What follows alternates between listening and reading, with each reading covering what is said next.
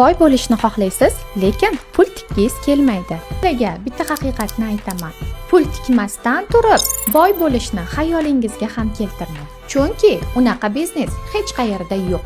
6 yillik tajribamdan kelib chiqib aytaman, hozirgi kunda 80% ayollar tekin ish qidirib murojaat qilishadi.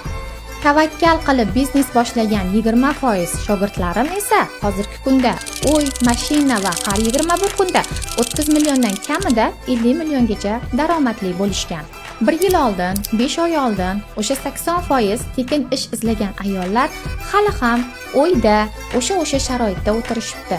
Ammo menga xabarlikka ishonib, atigi 300 ming bilan biznes boshlagan 20% tavakkal qilgan ayollarimiz esa hozirda qishloq sharoitda yashab, yosh bolalari bilan xabarlikni eng katta millionerlarga aylanishgan. Xo'sh, endi sizga savol. Siz mana shu 20% dagi tavakkalchi ayollar qatorida boy bo'lishni xohlaysizmi yoki tekin ishni kutib yashaysizmi? Tavakkal qilib o'z biznesini boshlamoqchi bo'lgan ayollarimiz kommentariyada ish so'zini yozib qoldiring.